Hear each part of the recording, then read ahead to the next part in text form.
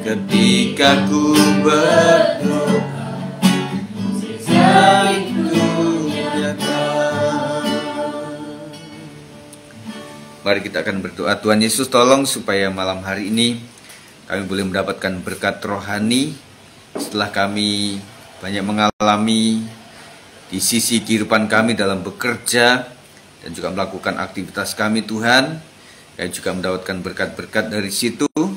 Dan malam hari ini pula kami akan mengimani bahwa Tuhan akan menolong kami, memberkati kami melalui kebenaran firman Tuhan, supaya tersampaikan sesuai dengan Roh Kudus yang bicara dan kami diberkati semuanya. Kemuliaan bagi Tuhan saja. Dalam nama Yesus kami siap untuk diberkati dan siap diberkati, berkata amin. Puji Tuhan. Hah? Enggak, ini kesini. Iya, tenang, aman.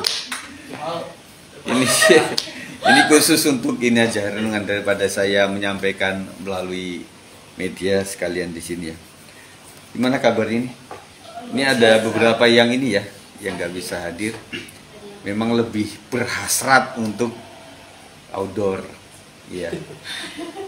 Lama-lama begitu ya. Saya mencobalah dalam segala situasi ya. Nah teman-teman semuanya, saya ingin membagikan tentang kebenaran ini. Saya udah share ya, udah di grup. Jadi kita tinggal baca selesai gitu ya. Melihat dari atas. Nah, pembacaan kita nanti di Kolose 3:1-4 sebagai renungan. Suatu saat Anda berada di hiruk-pikuk kemacetan jalan raya. Apakah yang Anda lihat dan rasakan? Dan teman Anda sedang berada di salah satu gedung pencakar langit dan di seberang jalan di tempat Anda sendiri, dari tempat Anda sendiri. Apa yang dilihatnya dari jendela lantai 17 ke arah jalan raya? Apa yang dia rasakan dengan pandangan itu? Nah ceritanya ada dua temenan nih. Jadi dia satu kantor gitu ya. Nah di hari itu satu temennya itu masih ada di atas karena lembur. Kemudian yang turun duluan itu sampai di bawah tuh ngeliat macet banget. Akhirnya dia kontak sama temennya yang di atas itu. Gimana nih? Saya mesti bingung mau naik angkot, mau naik Gojek, naik Grab, atau mesti jalan kaki nih. Macet parah nih di bawah nih.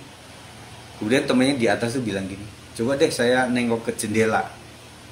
Nah setelah dia tengok gitu, oh iya emang macet parah di bawah itu.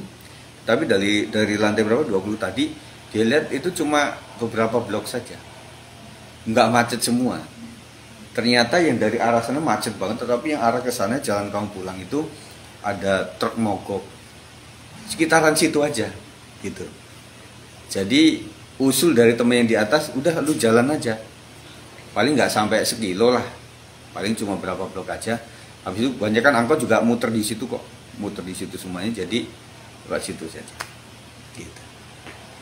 Jadi adalah gambaran yang saya akan baca. Kita baca dulu ya di bawah sendiri itu. Di dalam Kolose 3:1-4 mengatakan, karena itu kalau kamu dibangkitkan bersama dengan Kristus, carilah perkara yang di atas, di mana Kristus ada duduk di sebelah kanan Allah. Pikirkanlah perkara yang di atas, bukan yang di bumi. Sebab kamu telah mati dan hidupmu tersembunyi bersama dengan Kristus di dalam Allah. Apabila Kristus yang adalah hidup kita menyatakan diri kelak, kamu pun akan menyatakan diri bersama dengan Dia dalam kemuliaan. Nah, dari bahasan tadi itu ada muncul pertanyaan, nanti silahkan sharing ya. Jelaskan tentang Anda yang berdiri di posisi bawah di jalan raya tadi. Nah, saya pikir ada beberapa orang pernah ngalamin ini ya. Di sebuah jalan, tikungan, nggak tahu, atau mungkin di kerumunan orang konser gitu loh. Misalnya yang di Pekan Raya. Ini lagi Pekan Raya Jakarta. Iya, besok. Kapan tutupnya? Oh, asik. Ya, nah misalnya di situ ya. Itu kontrak kan ada yang mirip tuh.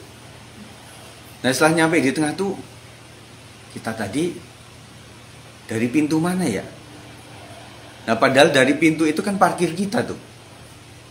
Pernah nggak ngalamin kayak gitu? Nah kira-kira kekacauan ini udah hampir jam 10 malam ini. Udah ini mulai udah tutup, satpam udah mengarahkan udah beberapa mati lampu di PRJ itu, kemudian kita bingung, iya nggak?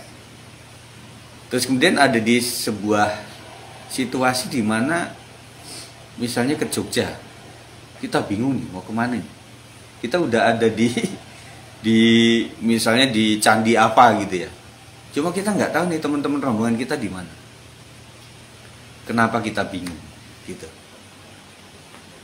Misalnya nih ada beberapa orang yang pernah masuk sini pertama kali, dia juga kaget gitu. Wah ternyata setelah masuk tuh ada satu tempat yang disebut gereja ini yang begitu luas. Kalau dari sana kan ujung tuh kan kecil banget toh. Kenapa orang punya pemikiran, cara pandang, prediksi, dan kemudian dia juga berpikir awal, ternyata gitu, betul nggak? Nah, saya mau kemana sih sebenarnya ini ngomongnya? Saya ingin membawa kita kepada dudukan kita, cara pandang kita. Jadi ada beberapa situasional. Kalau anak muda lumayan dinamis lah. Maksud saya dinamis dalam artian pekerjaan bisa pindah lagi. Suami istri juga belum dapat. Kemudian ya kita bisa tinggal di mana aja nanti ya. Tetapi maksud saya gini, ya nggak terlalu panjang deh. Di sekeliling kita, sekitaran kita hari-hari ini, jenuh nggak terhadap satu problema kehidupan yang muter-muter aja itu. Itu jenuh serius. Apalagi dikerja ya, yang udah puluhan tahun itu lu lagi bos ini kapan sih resign-nya gitu, atau kapan sih dia diganti gitu ya. Wah, saya 8 tahun mengajar. Yang buat penghiburan saya karena di pendidikan itu adalah ketika udah setiap tahun ganti murid. Tapi itu juga anak yang bawah toh. Yang atas mah tetap sama kita kan. Cuma beda kelas aja kan. Gitu. Minimal satu anak itu kalau di SMP saya mesti ketemu dia 3 tahun. Dengan kelakuan yang mirip-mirip, ngerti nggak? Tapi saya nggak bisa lari. Udah pulang kantor ini udah jenuh banget tuh. Saya waktu itu di Ketapang. Di Ketapang tuh deket Duta Merlin. Tahu nggak? Nggak tahu ya? Nggak usah dipikirin. Itu deket kota sana itu. Waduh, itu jauh banget. Habis itu saya pindah ke sebuah tempat yang di Green Garden. Itu jauh juga. Jadi sempat waktu itu baru-baru saya itu nggak tahu. Yaitu tadi cara pandang. Green Garden itu ternyata ini jalan raya. Nah habis itu masuk ke situ. Habis itu di tengah tuh ada begini. Baru setelah itu baru sekolahan. Saya pakai Mio hajar terus itu. Orang juga, wih keren juga nih Pak Guru. Setelah di situ saya mogok. Kenapa?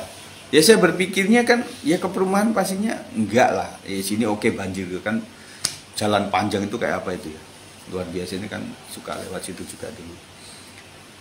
Nah, saya udah jenuh banget, serius. Jadi 8 tahun, waktu awal-awal saya anggap ngajar itu kayak guru sekolah minggu aja. Saya salah langkah waktu itu. Ternyata jadi guru itu tidak boleh terlalu menjadi teman sama anak. Kita nggak punya tempat untuk ngatur mereka, nggak dapat. Teman-temanku yang lama udah ketahuan, udah pernah di sana cabang sini, dia mulai awal sudah menunjukkan otoritas gitu loh. Nah saya ke anak-anak sekolah minggu aja, anak saya rangkul, saya ini lama-lama saya nggak bisa komando mereka. Saya jenuh sekali, sampai saya stres waktu itu. Stres saya adalah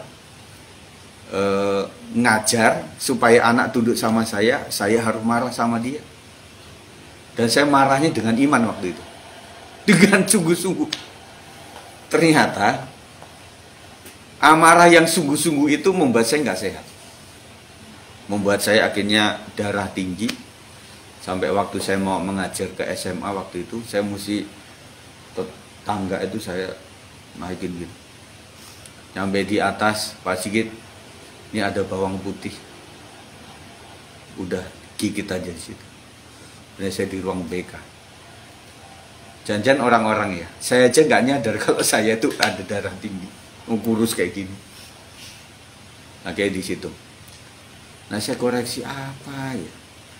Saya kalau marah itu nggak tahu kok teman-teman ya, kalau marah gimana? Kok saya tuh getar loh waktu itu. Marah tuh benar-benar getar gitu. Jadi getar kayak gitu.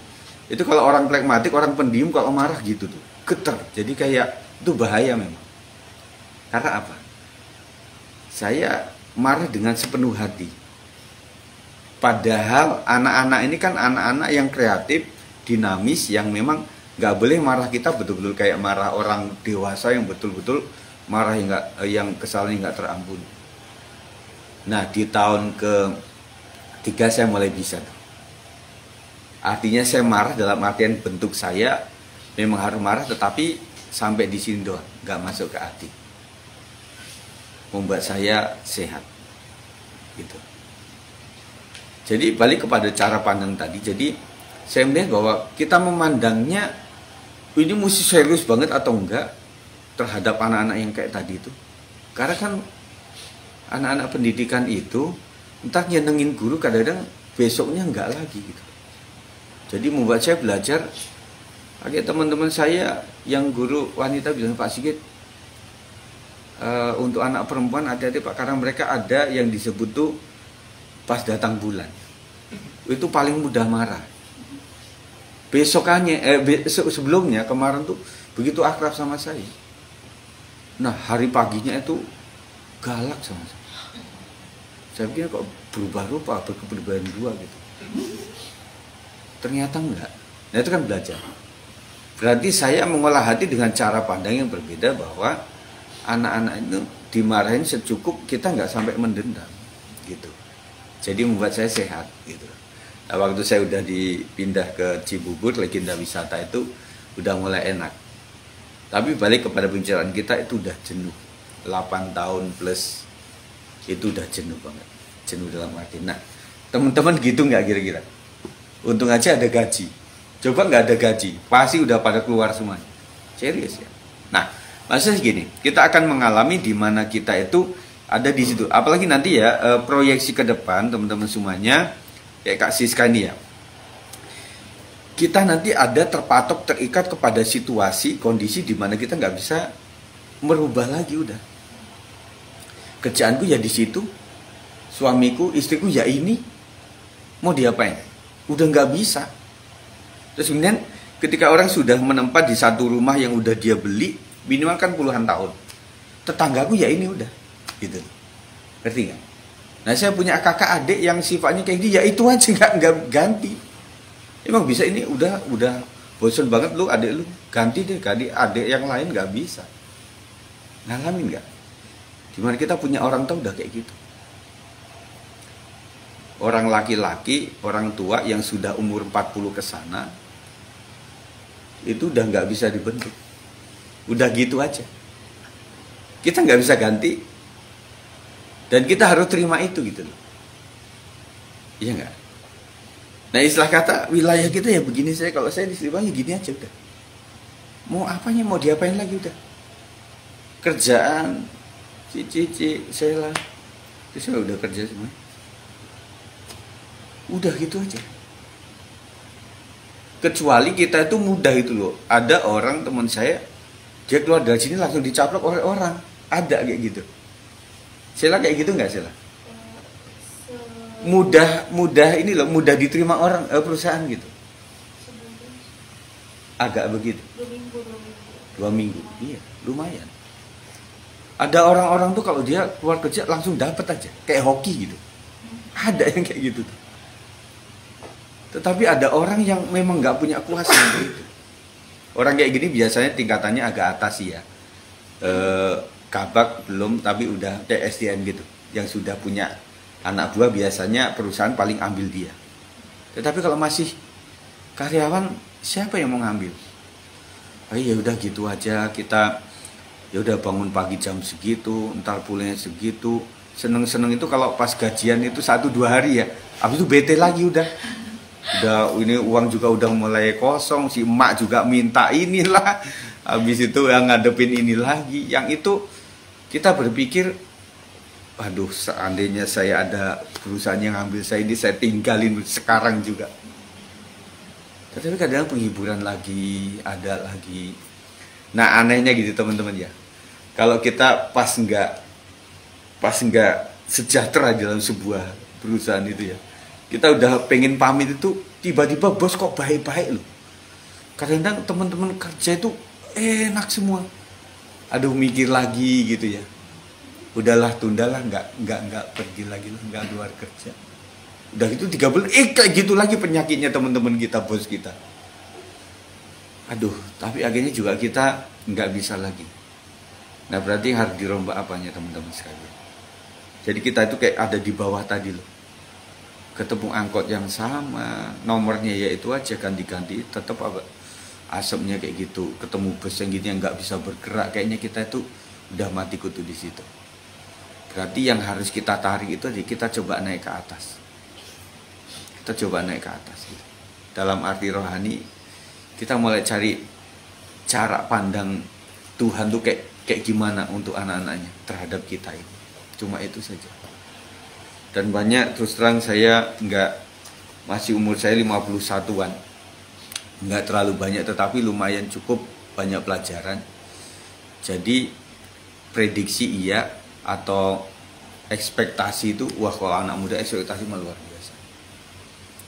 Tetapi betul-betul Tuhan itu kasih sebuah izin, riwayat hidup yang membuat Tuhan bilang, Git, kamu jangan ada di itu terus gitu, tempurung itu. Kalau kita ada di tempurung terus tuh kadang-kadang dicangkang itu ya, kita kayak nggak ada dunia lain. Pernah nggak stres, depresi? Kalau kalian depresi larinya kemana? Ada yang ke makan, ada yang ke nonton, ada yang ke mall, tapi ada yang ke tidur. Ada kan? Tetapi maksud saya, yang biasanya suka jalan-jalan nih. Kalau saya prediksi gini, waktu saya punya masalah, saya pengen ke puncak. Di puncak, di atas gunung yang udah sore-sore menjelang malam kan sudah mulai lampu-lampu itu ada di bawah itu. Kabut-kabut mulai ada, sambil minum kopi, sambil itu. Jadi masalah yang di rumah di Depok itu selesai udah? Enggak selesai. Tetapi sepertinya di gunung itu ketika kita sendirian, kita jadi mengingat banyak hal gitu. Aduh, saya itu bisa sampai Depok itu udah puji syukur gitu. Awalnya saya tuh gimana gitu ya. Jadi kita memandang gunung lain, tetapi di situ kita boleh dikasih pencerahan. Dalam artian di gunung itu Tuhan bicara, nah lihatlah, kamu lihat tuh. Itu truk tangki itu kan gede banget toh. Itu gede banget, kamu dorong nggak kuat. Tetapi coba jarimu begini. Jarimu ini bisa merengkuh, meraih sampai 2-3 mobil di sana. Kamu agak begini, gunung di sana itu seperti kamu bisa truk gitu. Iya kan? Jadi berarti dudukan kita mulai geser gitu, cara mandangnya. Nah tadi di wanita saya bilang begini, saya kasih gambarnya gitu. Di sawah yang begitu luas, ini gabah kalau kita di kampung.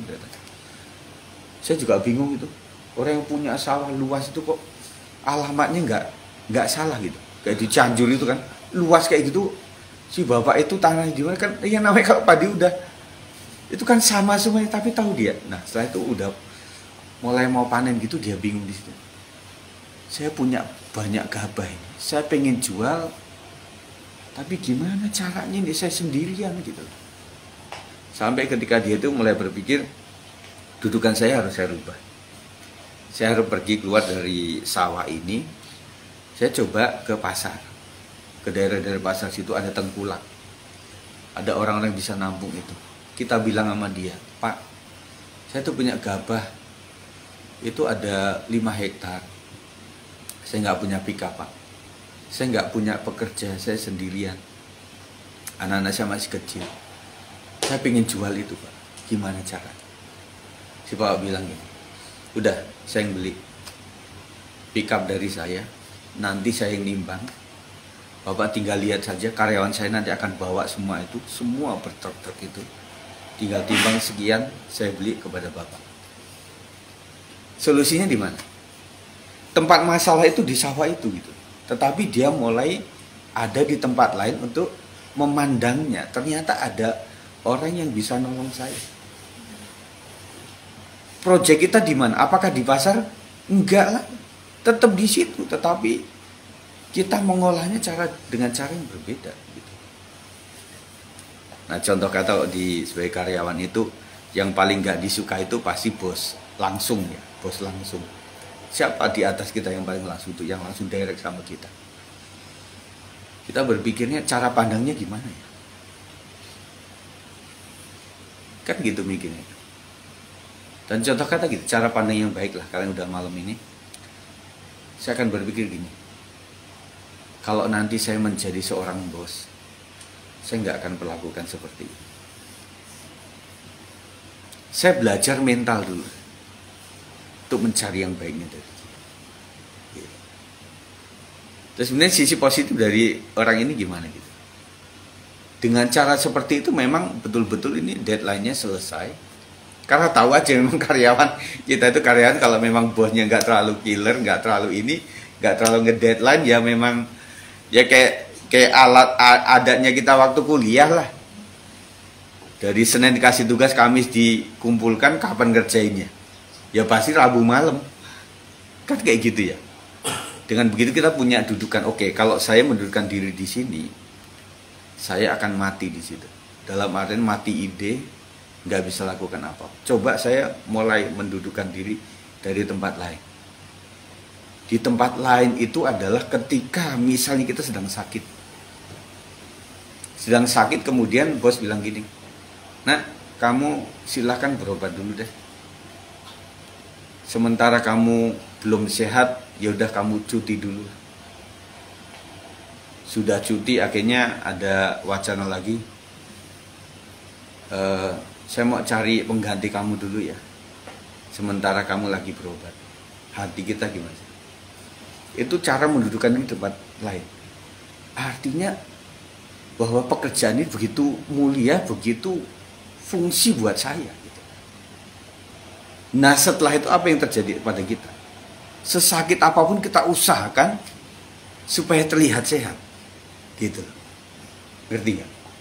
Jadi Tuhan itu kalau kita nggak mau mendudukkan diri di tempat lain untuk membuat kita masalah itu kita lihat secara jauh, secara kita bisa lakukan, Tuhan paksa kita. Atau PHK, pasti kita sempat ngalamin PHK lah. Akhirnya kita bilang, tetap dikatakan rumput tetangga itu lebih hijau, kayak begitu. Dan fakta membuktikan gini, mau tempat apapun ya, termasuk kampung halaman awal-awal, waktu kita merantau ke Jakarta, itu kampung halaman selalu menjadi impian kita. Kalian, siapa yang punya kampung halaman ya? Saya suka mimpiin kampung halaman. Serius. Waktu saya mandi di kali. Terus yang kalau saya dalam pergumulan ini, masalah rohani itu selalu saya tuh mimpiin tentang seminari. Jadi bawah sadar kita menyadari bahwa tempat awal itu adalah memang tempat yang sangat membekas di hati kita. Gitu. Nah, waktu nggak tahu sih saya. Kalau waktu di kerjaan yang baru ini 1-2 bulan itu, aduh enakan yang dulu ya, gitu ya. Mungkin mikirnya begitu. Iya kan? Karena apa? Dengan begitu kita akan memperhatikan. Saya tetap silaturahmi dengan teman-teman atau pimpinan saya. Dan dia juga sangat baik sama saya. Yang waktu itu benar-benar menggocok saya sampai saya harus keluar dari pekerjaan itu ya. Karena memang alasan yang utama itu saya udah mengembalakan, jadi ya udahlah gitu. Tetapi caranya saya kurang ini. Pada akhirnya perasaan kami begini, termasuk teman-teman saya bersyukur punya SDM ini. Saya bersyukur punya yayasan lembaga yang telah merekrut saya selama 8 tahun. Dengan adanya itu saya bisa waktu itu ya nyicil mobil, saya bisa nyicil motor, saya bisa ke Bandung, ke Puncak. Kalau orang kerja yang dilihat kalender itu apa? Merah. Itu kami itu. Dan akhirnya saya menyadari bahwa Bagaimanapun saya harus terima kasih. Ketika saya sudah di luar. Dan sesebel-sebelnya saya terhadap satu ini. Ketika saya udah ada di luar, thank you. Karena sudah memberikan rezeki lah kepada saya. Terus akhirnya si mereka juga baik sama saya. Apa kabar Pak Sigit? Sampai nanyain saya. Terus artinya iya, pada awalnya kita seperti nggak membutuhkan, tetapi pada akhirnya kita ketika didudukan yang lain kita menyadari saya butuh kamu, kamu memang saya butuhkan. Itu ya. Jadi arti rohaninya gini teman-teman semuanya, perkara di atas itu adalah, coba kita melihatnya secara atas, nanti dibaca sendiri ya. Dari atas itu bagaimana kisah Yusuf dari awal, yang kalau dia melihat itu ya, kalau Yusuf melihat purpose kehidupan perjuangan dia, mungkin dia akan kalah di situ. Tetapi ketika dia melihat gambar besar, makanya kita selalu berdoa, saya juga selalu berdoa, Tuhan kasih aku hati seperti hatimu, mata seperti matamu untuk bisa memandang gitu. Tuhan tuh punya rancang bangun terhadap kita itu begitu baik, tetapi harus melalui anak tangga gitu. Karena kalau orang langsung diloncat ke atas itu bahaya loh. Pernah nggak ngalamin? Kayak gini-gini, diem-diem kayak gini, langsung dikasih perusahaan. Kayaknya enak ya. Orang bilang, ih perusahaan, ih jadi karyawan gajinya sekian, bisa setiap 3 bulan tuh upgrade handphone. Apalagi punya perusahaan, waduh, upgrade rumah, upgrade kendaraan gitu ya. Kalau dia tidak tahan mental, dia kasih itu malah menjadi sesuatu nggak baik bagi kesehatan baginya. Jadi artinya ya udah, kamu jadi karyawan dulu, kau menderita di situ, diolok-olok situ sampai nanti jadi kabak kayaknya dipercaya menjadi bidang ini lebih tinggi lagi, akhirnya menjadi seorang owner. Itu kan lebih sehat bagi kita. Kalau owner berangkat daripada dia menjadi seorang pegawai, itu mentalnya lebih baik daripada langsung karyawan.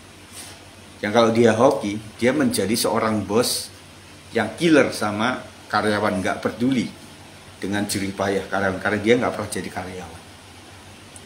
Atau yang kedua, dia gagal di situ. Karena apa? Yang dipekerjakan itu adalah orang, bukanlah robot. Jadi membutuhkan pendekatan hati, membutuhkan belas asih, karena apapun yang dibawa itu membantu perusahaan untuk bisa berhasil. Begitu. Jadi ya, malam hari ini kita nggak bisa cabut keadaan ini secara cepat. Tapi lumayan anak-anak muda masih lebih cepat. Ya, masih bisa lebih. Kalau kami orang tua udah nggak bisa. Bapak-bapak kita atau orang-orang tua yang ada di jemaat ini, mereka sudah begitu. Istilah kata permanen. Punya istri udah kayak gitu aja.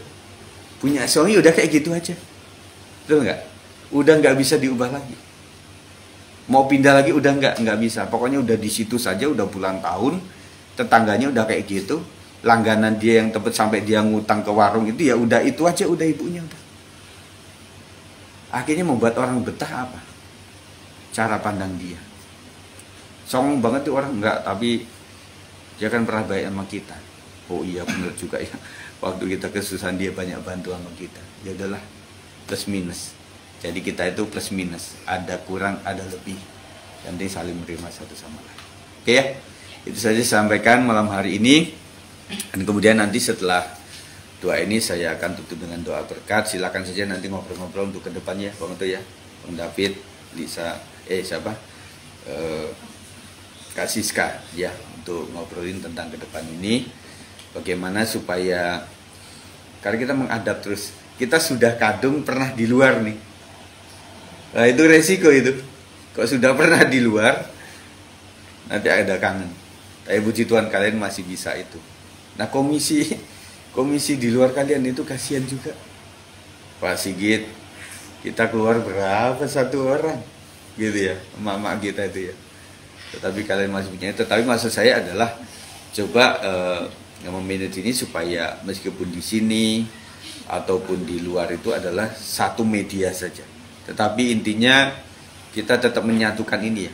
Meskipun ini sulit untuk bisa menyatu. Tetapi paling tidak di segala keadaan kita lakukan saja. Intinya adalah gini, kalau di luar kita refreshnya dapat, tetapi rohaninya juga tetap dapat. Kalau di sini sebenarnya kalau kukuh itu kita belajar untuk memang kok kayak gini kayak di kafe lagi.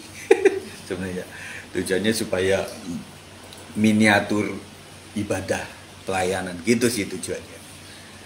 Kayak komisi lain ketika ada di gereja. Itu saja ya. Puji Tuhan, kita akan berdoa sama-sama. Terima kasih Tuhan, kami ucap syukur untuk malam hari ini, untuk kasih setiamu, karunia-Mu yang luar biasa atas kami. Dan kami ucap syukur Tuhan, mendoakan buat anak-anak kami yang sedang berjuang untuk masa depan mereka, bagaimana mereka meneliti hati dan juga di dalam perasaan mereka banyak berkecamuk. Mereka tidak bisa tinggalkan ini dengan cepat oleh karena hari-hari mereka, tetapi itu juga kehidupan mereka di situ, dan mereka meniti karir juga di situ. Mereka harus tetap ada dalam pekerjaan ini yang terus harus dilakukan, tetapi jenuh, kadang marah, tetapi juga kadang-kadang mendapatkan penghasilan dari situ, bisa terbantu, tapi kadang-kadang sudah sangat tidak kondusif dengan tim kerja di kantor dan lain sebagainya. Dan mereka juga kadang-kadang menghadapi di rumah tangga yang itu-itu saja masalah yang muncul, hubungan antar keluarga juga itu-itu saja yang membuat kayaknya jenuh, tidak bisa lepas itu dengan cara yang cepat. Tetapi malam hari ini Tuhan, kami mulai belajar untuk memiliki dudukan yang agak bergeser dari tempat yang bawah, yang sepertinya tidak bisa lakukan apa-apa, lompat juga tidak bisa. Tetapi ketika seseorang ada di tempat yang tinggi, bisa melihat bahwa sesungguhnya cara pandang yang luas itu membuat banyak solusi yang bisa diambil. Secara rohani pun juga seperti itu. Kami percaya bahwa Tuhan sempat memberikan keadaan-keadaan yang kurang menyenangkan dalam pribadi, keluarga kami. Oleh karena Tuhan memiliki rancangan yang lebih baik lagi, kami harus dihajar mental kami habis-habisan. Oleh karena pada saat waktunya, Tuhan akan mempercayakan kami sebagai seorang pemimpin yang menghadapi mental-mental orang di bawah yang luar biasa, susah diatur, membangkang dan sebagainya. Ini adalah waktunya kami belajar, dan biarlah kami mendudukkan diri tidak di sini, tetapi kami belajar untuk bisa mencoba membayangkan di hari depan, di 30 tahun yang mendatang kami ada di sana, dan kami harus tetap mengikuti, meniti hari-hari kami dengan perjuangan yang lumayan berat, tetapi ada harapan di depan sana. Ajarkan kami Tuhan memiliki cara pandang beriman kepada Tuhan Yesus Kristus, dan kami percaya Tuhan akan memberkati. Berkatilah anak-anak muda ini Tuhan, kiranya pekerjaan mereka disandingkan dengan kesehatan mereka, dan juga makan minum yang mereka terima setiap harinya, supaya Tuhan memberikan kesehatan sehingga mereka bisa membantu banyak orang, membantu keluarga, pekerjaan Tuhan. Dan kiranya teman-teman sekalian, angkat tanganmu di hadapan Tuhan, terimalah berkat Tuhan. Kiranya berkat agung yang daripada Tuhan Yesus Kristus memberkati dan menyertai seumur hidupmu malam hari ini sampai Tuhan datangnya 2 kali. Yang percaya katakan amin. Puji Tuhan. Nah, jadi untuk